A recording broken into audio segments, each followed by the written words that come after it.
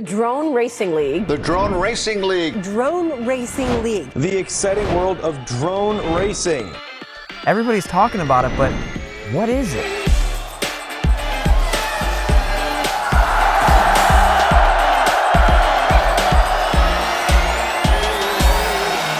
The Drone Racing League started in 2015 and has over 125 million fans around the globe. And after this video, they may just have one more. I'm your host, Jordan Kyle, and this is Mad Pro! The DRL takes the 12 fastest drone pilots in the world and pits them against each other, going over 100 miles an hour through 3-dimensional obstacle courses. It is the premier drone circuit, and there's nothing else like it in the world. From Munich to Saudi Arabia to Las Vegas to Nice to here in Miami, the DRL takes pilots all around the world to some of the greatest racing courses in the world. But the question you might be asking is, what's the point? Why build these little flashy drones with all these LEDs and stadiums all around the world? Well, the first obvious reason is it's awesome.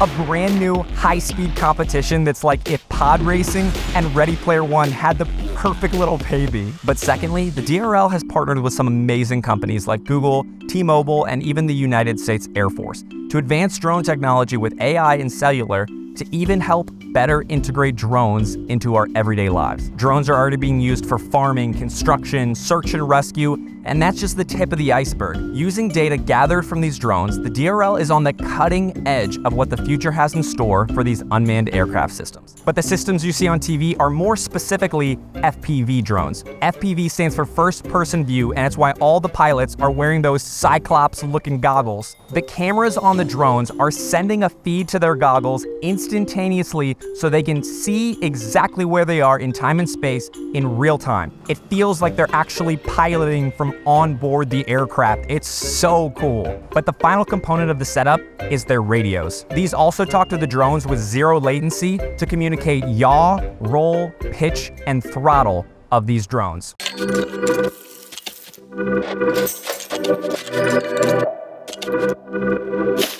The yaw is a rotation of the drone around the y-axis. Imagine sticking a metal pole right through the drone so it could not go up or down or even left and right. It just is spinning in place. That's the yaw, and it's caused by the diagonal rotors spinning faster than the other diagonal. The pitch is when the drone leans forward or backward. This causes a change in the horizontal direction of the drone, and it's caused by the front or the back two rotors spinning faster than the other rotors. The roll is similar to the pitch in that it changes the horizontal plane of the drone, but now it spins the left two or the right two motors faster than the others, and it will cause the drone to turn left or right. And the throttle is the power.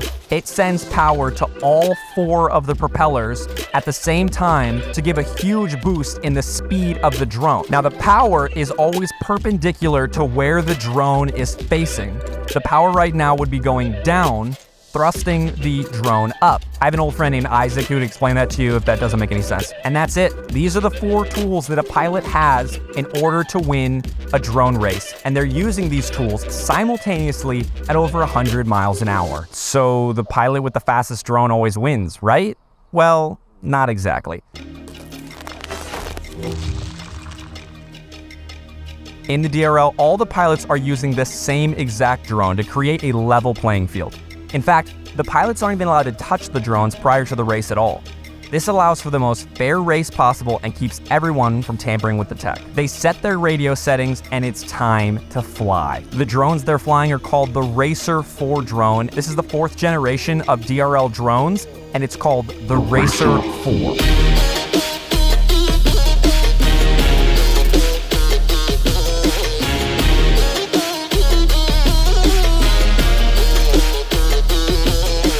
And the components are all proprietary to the DRL. The league keeps a tight grip on the Krabby Patty secret formula. Can I have the secret formula?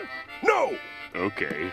And all the pilots are required to sign lifetime NDAs to secure that the secret doesn't get out. At any given IRL race, there will be up to 600 of these drones present to always be prepared in case of any crashes or malfunctions. And boy, are there crashes.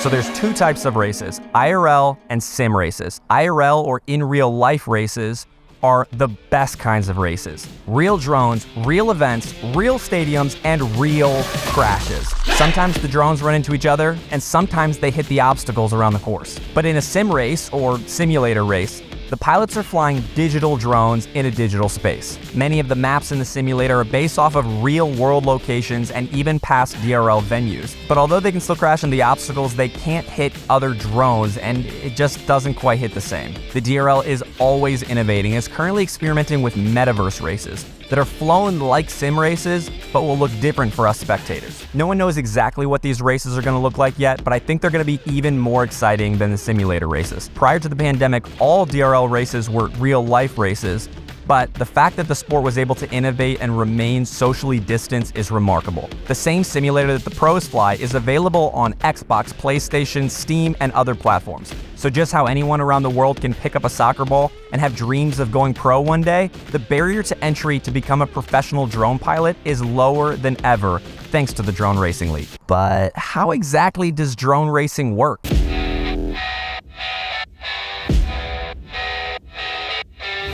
At any given season of the DRL, they're the same 12 pilots competing for the whole season. And in every season, there are levels. Just like in tennis, they're called matches, or football, they're called games. In drone racing, they're called levels. A level consists of 3 sections: practice, qualifying, and races. During practice, pilots are learning the course and trying to find the fastest lines at any given turn or gate. A line is a path that a drone takes that could affect the speed going into turns or the speed coming out of turns. During qualifications, the pilots are placed into semifinals based on their best time. This can end up affecting the entire outcome of the race, but this is usually not aired as part of the broadcast. And then there's the racing. There are 3 phases to the racing: the semifinals, the finals, and the golden heat.